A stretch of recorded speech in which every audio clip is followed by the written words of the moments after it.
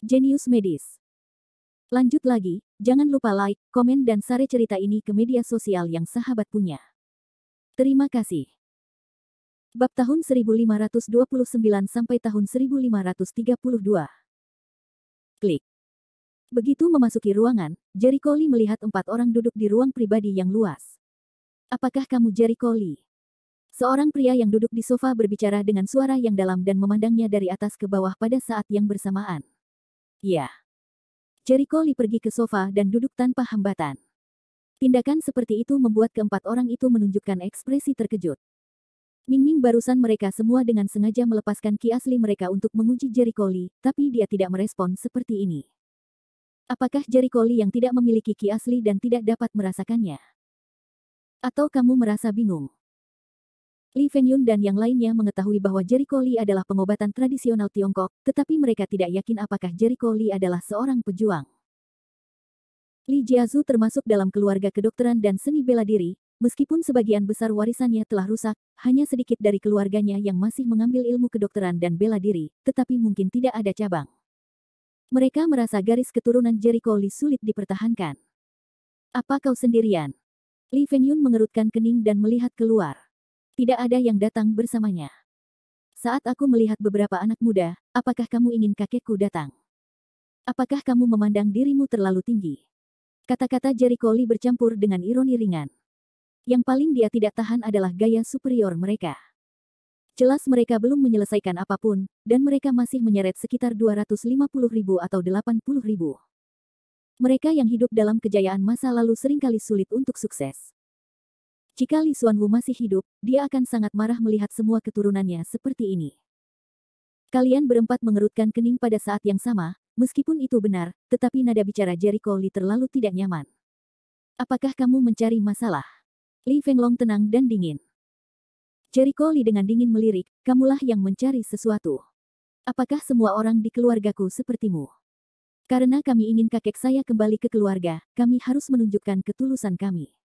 Kapan sikap Anda meminta bantuan? Apakah orang-orang ini salah paham? Li Fengyun dan yang lainnya lah yang menginginkan keluarganya kembali, bukan Li Changrong yang menjilat wajahnya dan memintanya. Mereka memiliki arti yang sangat berbeda. Menurut Jericho Lee, dia tidak peduli apakah dia kembali ke keluarganya atau tidak, dengan kemampuan dan statusnya saat ini, Li Changrong dapat menjalani kehidupan mewah tanpa makanan dan pakaian, dan tidak ada yang akan mengganggunya. Siapa yang bisa menjamin bahwa Li Changrong akan menjadi rendah diri setelah dia kembali ke keluarganya? Jericho Lee tidak ingin Li Changrong hidup seperti itu. Kamu. Dengan marah, Li Fenglong berdiri dan memelototinya, sepertinya dia ingin melakukan sesuatu. Namun, Jericho Lee tetap tenang, langsung mengabaikan amarahnya. Hal ini membuat Li Fenglong semakin marah. Tenang. Li Fengyun menangkapnya. Sikap kita sebelumnya sangat buruk. Dari segi senioritas, kita harus memanggilnya kakek keenam. Li Fenglong duduk dengan marah dan berhenti bicara. Setelah menstabilkan Li Fengyun untuk sementara waktu, Li Fengyun memandang Jericho Lee dan berkata, kamu tidak perlu terlalu marah begitu kamu muncul. Aku tahu latihan kita sebelumnya tidak benar.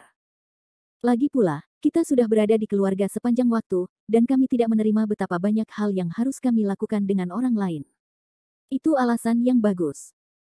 Dengan jijik, Jericho Lee memiringkan kakinya dan berkata dengan pandangan ringan, ayo langsung ke pokok permasalahan. Dengan sikap pribadiku, aku tidak ingin kembali ke keluargaku. Apa? Keempatnya mengerutkan kening pada saat yang sama. Li Fengyun sedikit tidak percaya. Apakah kamu yakin tidak bercanda? Bahkan Li Fengqi, yang belum pernah mengucapkan sepatah kata pun, berkata, sebelum Anda berbicara, Anda harus berpikir jernih. Apa gunanya? Jericho Lee mencibir dan berkata, bahkan jika saya menggunakan otak saya tahu situasi keluarga saya saat ini. Begitu saya masuk dan menemui Anda, saya tahu bahwa Anda telah meninggalkan sila leluhur Anda, atau bahkan tidak memiliki keterampilan medis. Jelas sekali keluarga saya sudah melenceng dari sila nenek moyang.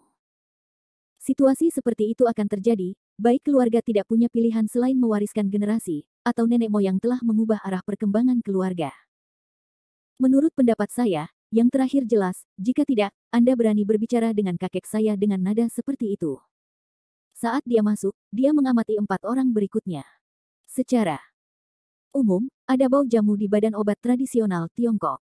Kalaupun sengaja dicuci, masih ada bekas baunya. Indera penciuman Jericho Lee dapat menciumnya meskipun ringan. Dan dia tidak mencium obat apapun dari keempatnya. Dapat disimpulkan bahwa keempatnya tidak ada kontak dengan pengobatan tradisional Tiongkok. Li Xuanwu, nenek moyang dari keluarga Li adalah seorang dokter. Sebagian besar keterampilannya terkait dengan keterampilan medis, terutama inti Alkitab medis, yang berfokus pada penyembuhan penyakit dan penyelamatan orang. Keempat orang ini bahkan bukan dokter. Terlihat sebagian besar keluarga Li bukan dokter. Sebuah keluarga bukan dokter, tidak mengkhianati Zuxun, apalagi yang bisa terjadi. Jangan katakan apapun padanya karena warisannya rusak. Sekalipun warisannya rusak, tidak menghalangi mereka untuk belajar kedokteran. Denyut nadi Li Changrong tidak pernah berakhir. Dia hanya bisa membuka rumah sakit kecil di desa Lijia, dan dia sulit memeliharanya. Tapi apa yang menghalanginya untuk belajar kedokteran saat ini? Jika keempatnya adalah pengobatan Tiongkok, mustahil untuk tidak mengetahui prestasi Jericho Lee di bidang kedokteran. Khususnya, pernah diadakan di kota ajaib dalam kompetisi pengobatan flu, begitu sensasional, semua pengobatan tradisional Tiongkok, hanya sedikit orang yang tidak mengetahuinya. Mengetahui kemampuannya, keempatnya tidak mungkin mengajari Li Changrong dan meneriakinya dengan nada mendominasi. Mereka berempat mengerutkan kening lagi, mereka tidak menyangka Jericho Lee begitu cepat menguasai situasi keluarga Lee saat ini. Ya, keluarga kami telah lama menyimpang dari ajaran leluhur dan memulai jalur seni bela diri sepenuhnya. Hanya sedikit generasi tua yang masih belajar kedokteran. Aku tidak tahu dari mana kamu mendapat beritanya, tapi itu bukan kualifikasimu untuk tampil di depan kami. Li Fenghang sedikit marah, tapi membalas. Jericho Lee memandangnya sambil tersenyum, apakah kamu masih membutuhkan aku untuk bertanya kepada orang lain? Menurutku kamu begitu tinggi sehingga kamu semua bodoh. Terus terang, aku menolak untuk kembali ke keluargaku. Sikapku adalah sikap kakekku. Kecuali Anda dapat menunjukkan kepada saya sedikit manfaat kembali ke keluarga saya. Dengan keahliannya, dia dapat memimpin keluarga Li ke tingkat yang belum pernah terjadi sebelumnya. Namun keluarga Li ini bukanlah keluarga Li dari Li Fenglong dan lainnya, melainkan keluarga Li dari Jericho Lee. Kamu jangan melangkah terlalu jauh. Raosi, dengan karakter tenang Li Fengyun, setengah marah dengan perkataan Jericho Lee. Terlalu banyak. Jericho Lee mencibir dan memandangnya seolah-olah sedang memandangi seorang anak kecil, berapa umurmu? Masih mengatakan hal-hal yang kekanak-kanakan. Aku hanya bertanya padamu, apa untungnya kembali ke keluarga Li untuk keluargaku? Untuk kakekku, seberapa penting? Kakek saya bernostalgia dan ingin keluarganya berkumpul, tetapi hanya jika Anda layak untuk bernostalgia. Terlebih lagi, dia dan keluarga Anda telah pergi selama bertahun-tahun, dan mereka tidak saling mengenal. Bagaimana mereka bisa merasakan reuni? Dia kehilangan tempat tinggalnya yang lama selama beberapa dekade dan pergi ke lingkungan yang asing. Apakah menurut Anda dia bisa beradaptasi? Tolong pikirkan dengan kepala Anda, berdirilah dalam perspektif orang tua, pikirkanlah, lalu buatlah pernyataan sembrono ini. Bab 1530. Penonton melihat sebagian besar permainan. Keinginan Li Changrong untuk reuni keluarga untuk sementara telah melampaui akal sehatnya. Ketika dia sudah tenang, dia secara alami akan mengerti bahwa kembali ke keluarganya akan lebih merugikannya daripada kebaikannya. Jika kita meninggalkan kota Luzu, tempat dia tinggal selama beberapa dekade, untuk pergi ke lingkungan baru, dia mungkin akan menolak. Pada awalnya, untuk membiarkan Li Changrong meninggalkan desa Lijia, Jericho Lee mencoba membujuknya sejak lama. Karena apa yang terjadi di desa itulah Li Changrong begitu kedinginan sehingga ia rela meninggalkan desa Lijia tempat ia tinggal selama puluhan tahun dan datang untuk tinggal di kota Luzu. Tentu saja, ini tidak berarti Li Changrong tidak akan pergi. Masih ada solusi, tapi Jericho Lee terlalu malas memberi tahu orang-orang ini. Awalnya mereka dimarahi oleh Jericho Lee. Mereka sangat marah, tetapi lambat laun mereka menjadi tenang. Itu benar. Keuntungan apa yang bisa mereka peroleh jika membiarkan keluarga Li Changrong kembali ke rumahnya? Cita-cita seringkali tidak sesuai kenyataan. Jika kehidupan mereka lebih buruk daripada sekarang setelah mereka kembali, mengapa mereka harus kembali? Li Fengyun membeku beberapa saat dan ragu-ragu, kami semua mengerti apa yang kamu katakan, tapi... Karena kamu mengerti apa yang aku katakan, jangan banyak bicara yang tidak masuk akal. Jericho Lee memotongnya dengan dingin, aku berkata, jika kamu ingin kami kembali ke keadaan ini, kamu dapat memberi kami alasan untuk kembali. Jangan menculik hubungan kekerabatan apapun. Jaraknya sudah jauh dari generasi ke generasi. Tidak ada hubungan kekerabatan. Dua jalan di depan orang-orang ini. Berhentilah melobi, atau temukan alasan bagus untuk membujuk Jericho Lee. Namun yang jelas, sangat sulit meyakinkannya. Ini. Lee Fengyun berada dalam dilema untuk beberapa saat. Bagaimana dia bisa menemukan alasan yang tepat? Sejujurnya, kata-kata keras Jericho Lee sebelumnya menggagalkan rencana awal mereka. Jericho Lee memandang mereka dengan dingin. Melihat mereka tidak bisa berkata-kata untuk waktu yang lama, dia memandang rendah mereka. Persis seperti yang dia duga. Sejak awal, keluarga Lee mempunyai sikap yang tinggi. Mereka mungkin mengira selama mereka melambai, keluarga Jericho Lee akan kembali. Jadi mereka sama sekali tidak memikirkan penolakan Jericho Lee, dan mereka tidak memikirkan tindakan penanggulangan setelah ditolak. Untuk sebuah keluarga besar, sangatlah tidak masuk akal sehingga kita bisa melihat seperti apa orang-orang yang berkuasa. Keluarga seperti itu, jangan kembali. Kaku untuk waktu yang lama, Li Fenglong benar-benar tidak bisa menahan diri, dia menggedor meja, cukup. Tidak mau kembali, tidak ada yang memaksamu untuk kembali. Kapan kami memintamu untuk kembali? Mendengar kata-kata itu, Jericho Lee menatapnya sambil tersenyum. Bukankah orang-orang ini menuntut kepulangan mereka? Itu menarik. Naga angin, tenanglah, Li Fengyun memelototinya. Kakak ketiga. Li Fenglong sangat tidak puas dan menggigit giginya. Menurutku, keluarga mereka hanya sedikit terkenal di dunia sekuler ini. Aku khawatir setelah mereka kembali ke keluarga, mereka akan memanfaatkannya. Mereka. Ini. Li Fengyun mengerutkan kening. Saya setuju dengan Fenglong. Li Fenghang tidak dapat menahan diri untuk tidak berkata, kami bertemu orang ini untuk pertama kalinya.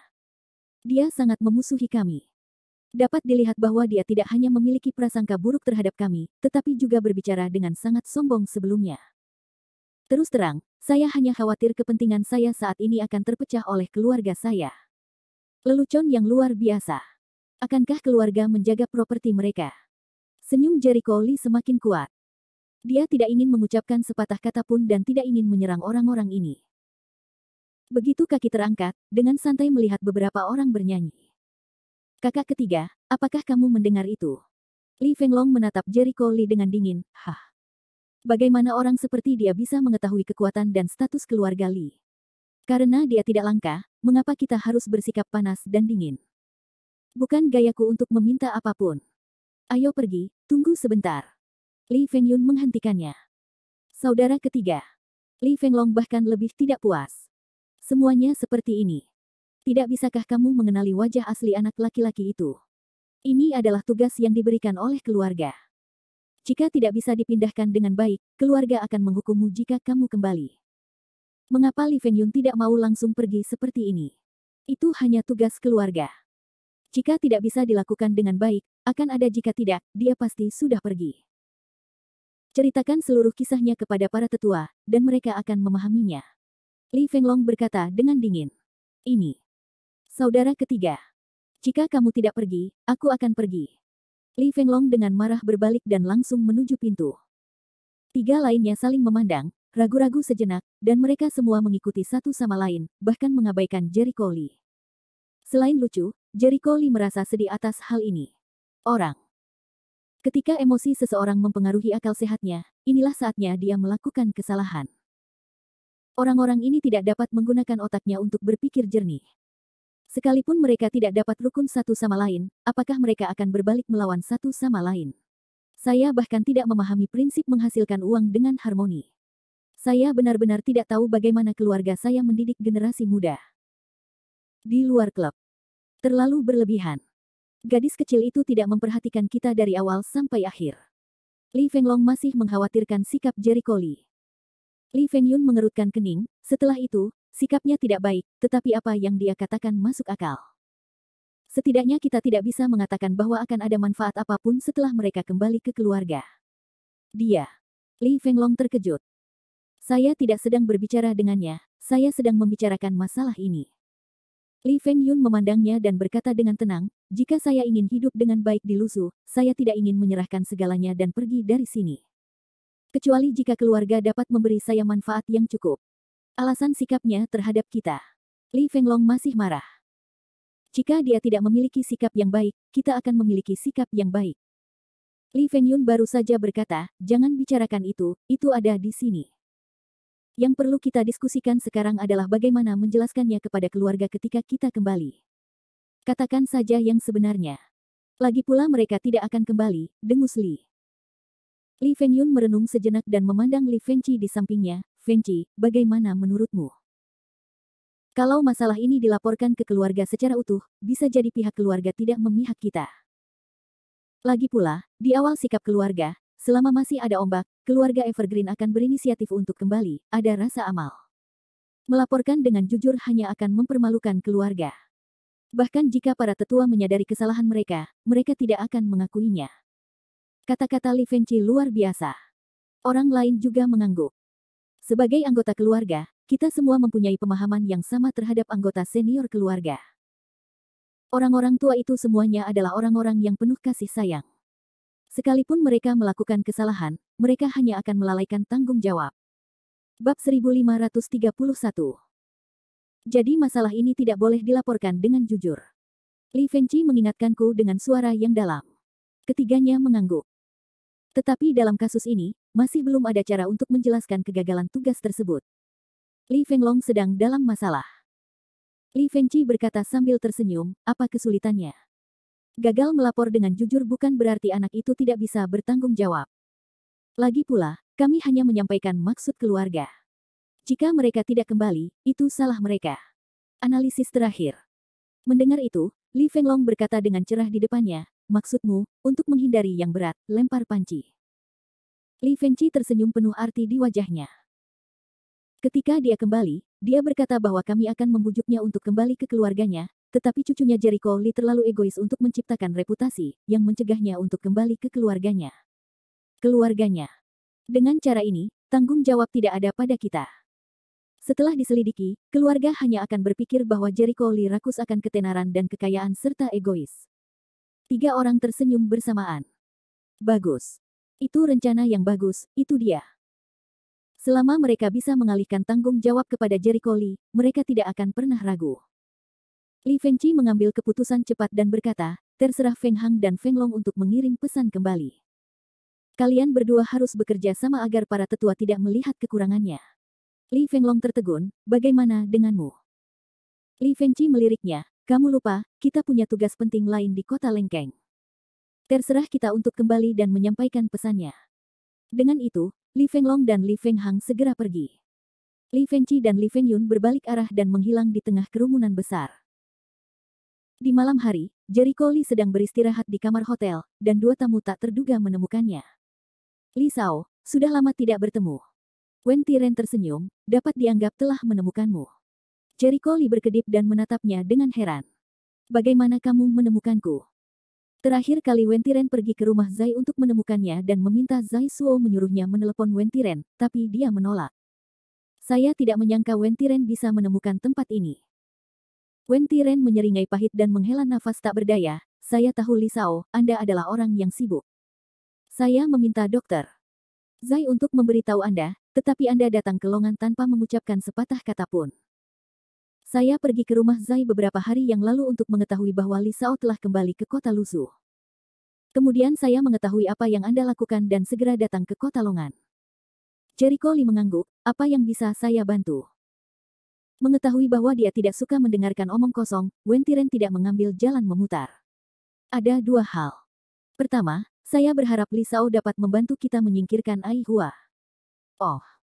Ai Hua. Jericho Li mengangkat alis, bermain rasa, dia dan kelompok Tiandao punya dendam.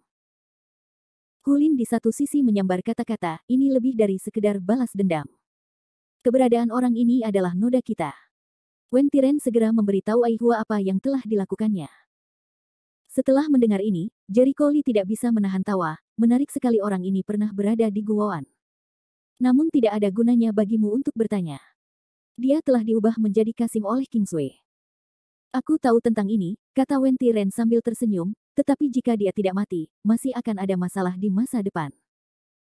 Yah, lain kali aku melihatnya, aku akan membunuhnya. Awalnya, saya tidak berniat membiarkannya hidup, hanya karena peran Ai Hua kecil, Jericho Li tidak mau repot-repot mengobarkan pasukan dan sengaja pergi membunuhnya. Mendengar ini, Wen Tiren merasa lega, terima kasih. Dan yang kedua, Jericho Lee bertanya. Wen Tiren mengerutkan alisnya dan berpikir sejenak, ini agak rumit. Hal kedua terkait dengan badai baru-baru ini di kota Longan. Oh. Li Shao seharusnya mendengar bahwa berita itu menyebar dengan liar ke seluruh dunia akhir-akhir ini. Ada harta karun di Zongyunsan. Ada berbagai kekuatan yang berpartisipasi dalam pertarungan dan ada konflik. Ya, Jericho Lee mengangguk. Berita itu seharusnya menjadi berita yang paling banyak dia dengar dalam beberapa hari terakhir. Wen Tiren dan Hu Lin saling memandang dan tidak bisa membantu sambil tertawa. Sebenarnya berita ini adalah berita yang kami keluarkan untuk menutup mata dan telinga. Jericho Lee Leng, ada apa? Selama setengah jam berikutnya, Wen Tiren dengan sabar menjelaskan keseluruhan cerita, dan Jericho Lee mengerti apa yang sedang terjadi. Ternyata beritanya menyebar liar di Longan akhir-akhir ini adalah berita palsu yang dikeluarkan oleh Wen Tiren. Itu dimulai 2 bulan lalu. 2 bulan lalu, ketika seorang anggota kelompok Tiandao sedang menjalankan misi di kota Longan, dia mengejar target yang dicurigai dan datang ke Gunung Zongyun. Saat itu, dia bertarung sengit dengan target. Dia terluka parah. Untungnya, dia membunuh target dengan sedikit keberuntungan, tapi sayangnya dia jatuh ke dalam hutan. Awalnya, itu sangat umum, dan tidak ada apa-apa tidak biasa. Siapa tahu, dia tidak sengaja memasukkan arai, dan akhirnya dipindahkan ke sebuah gua misterius. Di dalam gua, dia menemukan beberapa tulang monster dan beberapa patung batu. Ia menilai bahwa ini adalah gua tempat tinggal seorang ahli tertentu sebelumnya, karena ia menemukan beberapa jejak kehidupan manusia di dalam gua tersebut. Kemudian, setelah dia meninggalkan gua dan Gunung Zongyun, dia melaporkan berita tersebut ke organisasi. Setelah berdiskusi, anggota senior kelompok Tiandao mengirim Wen Tiren untuk menjelajahi gua, tetapi yang mengejutkan, mereka menemukan bahwa mereka dikirim ke gua lain melalui susunan, dan pemandangan di dalam gua benar-benar berbeda dari yang dijelaskan sebelumnya. Kali ini, gua tersebut penuh dengan tulang manusia, dan beberapa lempengan batu yang berantakan. Kemudian, anggota kelompok Tiandao lainnya dikirim ke gua baru melalui barisan. Beberapa kali Wen Tiren merasa ada rahasia besar di dalamnya, jadi dia berhenti membiarkan orang masuk ke dalam gua untuk menghindari kerusakan. Dia melamar untuk membiarkan orang-orang yang cukup tahu tentang susunan itu menjelajahi gua, untuk melindungi rahasia gua. Tentu saja Wen juga melakukan pekerjaan lain. Misalnya, kirim lebih banyak orang untuk mengawasi barisan, dan cegah masuknya orang lain. Contoh lainnya adalah menyebarkan berita bahwa ada harta karun di Zongyunsan yang menarik minat banyak orang. Hal itu dilakukannya untuk menarik perhatian publik. Oh, jika mereka menjelajahi gua tersebut pasti akan menarik perhatian orang. Dalam hal ini, lebih baik merilis berita yang lebih kuat untuk menarik perhatian publik. Agar pemberitaannya bisa dipercaya publik, Wen Tiren mengeluarkan banyak uang. Di selatan Zongyunsan, di seberang barisan, dia membuat beberapa benda palsu, termasuk senjata ajaib. Kredibilitasnya tinggi, tidak mudah diragukan orang lain, dan bisa menyembunyikan mata dan telinga orang. Saat perhatian publik tertuju ke sisi selatan, Wen Tiren akan bisa menjelajahi harta karun sesungguhnya dengan tenang. Bab 1532. Setelah memahami keseluruhan ceritanya, Jericho Lee mengerutkan kening dan berpikir, menurut apa yang Anda katakan, jika perhatian orang lain ada di selatan, dan tidak ada seorang pun di utara yang menyadarinya, Anda dapat yakin dan berani memeriksanya secara perlahan. Ada banyak orang-orang di grup Tiandao, jadi kamu selalu bisa mengetahuinya. Tidak perlu bertanya padaku, kan? Untuk melindungi gua agar tidak hancur, itu konyol. Antara lain, banyak sekali arkeolog di China yang belum tahu bagaimana cara melindungi gua agar tidak hancur. Wen Tiren tertegun, dan langsung menunjukkan senyuman masam, aku tidak bisa menyembunyikannya dari Li Shao kamu. Faktanya, itu adalah kecelakaan.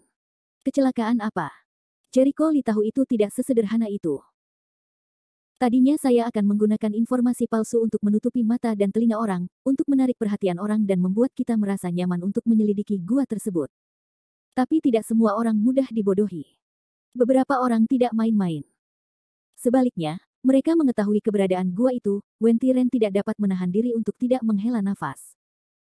Jericho Lee Azeng langsung teringat pada beberapa orang-orang dari sekte besar menatapnya. Ya. Mereka juga tidak tahu cara apa yang mereka gunakan untuk menyelidiki lokasi susunan teleportasi, dan memberikan tekanan pada kelompok Tiandao melalui sekte tingkat tinggi. Namun, kami hanya dapat mengizinkan beberapa dari mereka untuk berpartisipasi dalam operasi ini. Wen Tiren tidak punya pilihan selain menjelaskan. Jericho Lee tiba-tiba berkata, beranikah kamu mengangkat batu untuk memukul kakimu kali ini? Jika Wen Tiren tidak membuat berita bohong pada awalnya, mungkin sekte silat itu tidak akan bisa turun tangan. Aku tidak bisa mengatakan itu. Ada rahasia besar di gua-gua itu, yang tidak bisa ditemukan dalam waktu singkat. Selama aksinya terlalu besar, tidak ada yang akan menyadarinya. Mungkin tidak terlalu buruk untuk membiarkannya. Orang-orang dari sekte seni bela diri ini terlibat. Bagaimanapun, mereka semua adalah seni bela diri. Saya khawatir akan lebih merepotkan membiarkan orang biasa mencari harta karun. Ini adalah kebenaran. Seni bela diri mempunyai aturannya sendiri, dan kebanyakan dari mereka secara sadar mematuhi aturan tersebut, dengan sedikit pengecualian. Tapi orang biasa berbeda. Manusia mati demi uang dan burung mati demi makanan. Terkadang orang-orang yang bermimpi menjadi kaya dalam semalam untuk menemukan harta karun bisa melakukan apa saja. Jika kita tidak menghentikannya, mungkin kita akan mengumumkannya ke seluruh dunia. Jericho Lee membuat sedikit keseimbangan dalam pikirannya dan berkata, saya dapat membantu Anda dalam masalah ini, tetapi jika Anda mengizinkan saya melakukannya, itu akan baik bagi Anda. Terakhir kali, untuk menemukan pedang ular putih, dia menjadi Lei Feng. Wajar saja, bagaimanapun juga, dia mendapatkan peta Gunung Kongling. Namun kali ini, dia tidak bisa menjamin bahwa dia akan seberuntung sebelumnya. Jika dia berusaha dan tidak mendapatkan manfaat apapun, seberapa besar penderitaannya. Mendengar ini, Wen Tiren segera melambaikan tangannya, bercanda, tentu saja saya tidak akan membiarkan Li Shaobai membantu. Tidak peduli apa hasil penyelidikan terakhir, kelompok Tian Dao akan membayar setidaknya 2 obat mujarab sebagai hadiah. Bagaimana? Kali ini situasinya berbeda. Tugas terakhir yang dihadapi Jericho Lee tidak lebih dari monster. Namun kali ini, kami berurusan dengan sejumlah besar departemen. Jika kita ceroboh, kita akan menyinggung orang lain, jadi kita harus membayarnya. Jericho Lee setuju tanpa ragu-ragu. Terakhir kali dia menerobos batu roh untuk musik, dia menggunakan sangat sedikit lingyao yang dia kumpulkan. Kecuali beberapa jenis lingyao, seperti teratai es milenium, dia menggunakan yang lainnya. Dia bisa menggunakannya. Sekarang dia kekurangan lingyao. Wen Tiren berkata sambil tersenyum, itu kesepakatan. Besok sore, kami akan bersatu dengan Zhong Yun San dan mengambil tindakan di malam hari. Karena identitas saya, Lao Hu dan saya tidak dapat berpartisipasi dalam operasi ini. Kami hanya bisa mempercayakan Li Shao padamu untuk melakukannya kali ini. Tidak ada pembantu. Bagaimana saya bisa mengetahui jalannya tanpa bantuan? Jericho Lee tidak bisa berkata-kata, itu terlalu tidak bertanggung jawab. Li Shao bisa mengikuti pasukan besar. Faktanya, tidak ada pembantu. Bisa dibilang, operasinya dipimpin oleh grup Tian Dao, tapi kita sudah mencapai kesepakatan, dan masing-masing pihak hanya bisa mengirimkan maksimal 3 orang. Karena gua tersebut pertama kali ditemukan oleh kelompok Tian Dao, tim lain pun curiga. Mereka mengira kita sudah lama menguasai rahasia gua, dan mereka sangat dekat dengan kita. Oleh karena itu, jika Anda bekerja dengan grup Tian Dao, tidak nyaman bagi Anda untuk pindah. Setelah mendengarkan penjelasannya, Jericho Lee tiba-tiba berkata, memang seperti ini, tapi karena dibagi menurut tim, jika saya bertindak sendiri, mereka akan mengizinkan saya. Apakah Anda yakin dia tidak akan menjadi sasaran jika dia bertindak sendiri? Lagi pula, orang-orang ini tidak ingin orang luar terlibat, bukan? Wen Tiren tersenyum, jangan khawatir tentang itu. Meski semua pihak punya kesepakatan, namun hanya sebatas pihak yang mempunyai kekuatan jelas. Sedangkan untuk perbaikan biasa atau orang terpencar, asal jumlahnya tidak terlalu banyak tidak masalah. Tidak ada orang yang bodoh. Orang-orang yang terpencar-pencar tidak bisa dibandingkan dengan mereka yang tinggal di Beijing. Mereka tidak khawatir bisa bersaing dengan mereka karena pengetahuan dan kekuatan mereka yang buruk. Setiap orang punya 9 kecilnya masing-masing, terutama jika menyangkut kepentingan. Setiap orang pandai berhitung. Orang yang ingin memperoleh manfaat sebesar-besarnya dan dapat mengancam dirinya sendiri tentu tidak diperbolehkan untuk berpartisipasi, tidak ada ancaman. Tidak masalah seberapa banyak. Saya khawatir mereka membiarkan orang-orang yang terpencar-pencar, dan berharap untuk menyeimbangkan kekuatan semua pihak melalui orang-orang ini. Jika saya benar, saya dapat membiarkan beberapa praktisi yang tersebar masuk, dan saya dapat menyatukan mereka tanpa menyadarinya. Dengan cara ini, saya bisa mendapatkan satu pembantu lagi dan memanfaatkan jumlah orang yang beraksi. Jericho Lee berkata dengan suara yang dalam. Ya, Wen Tiren memberikan jawaban yang positif. Saya tidak akan banyak bicara tentang hal lain. Kalau begitu, aku akan bersikap fleksibel. Kamu boleh pergi, Jericho Lee melambai. Selamat tinggal. Setelah mereka pergi, Jericho Lee memikirkannya lagi, kembali ke kamar dan mulai bersiap. Dia tidak peduli dengan kekuatan sektarian itu. Yang dia pedulikan adalah apakah terdapat organ, atau susunan yang tersembunyi, atau bahkan krisis di dalam gua-gua tersebut. Menurut uraian Wen Tiren, benda-benda yang ada di setiap gua berbeda-beda, dan semuanya dimasuki oleh susunan teleportasi. Jelas sekali bahwa gua tersebut memiliki kemungkinan yang besar dan tersembunyi. Arai. Dia perlu melakukan beberapa eksplorasi berarti untuk mempersiapkan, agar tidak membuat kekacauan. Keesokan paginya, Jericho Lee menelepon Li Wenyan dan memberitahunya tentang gagalnya negosiasi dengan Li Fengyun dan yang lainnya. Lalu dia memberitahu Xiao Lingyan tidak berlarian di hotel selama 2 hari ini dan memperhatikan keselamatan. Pada jam 3 sore, saya berangkat ke tempat pertemuan dekat Gunung Zongyun. Tempat pertemuan ada di hotel terdekat. Saat ini, hotelnya sudah penuh, mirip dengan terakhir kali Jericho Lee menjalankan misi Simanlong. Banyak orang dengan pakaian aneh datang ke hotel. Namun kali ini, tidak ada penyihir atau biksu. Kebanyakan dari mereka adalah orang-orang yang berpakaian seperti penganut Tao. Selain itu, suasana umum orang-orang ini jauh lebih kuat dibandingkan gelombang orang-orang sebelumnya. Sebagian besar orang yang hadir adalah anak muda, dan bahkan Jericho Lee melihat 1 atau 2 wajah yang dikenalnya. Cui Qiao,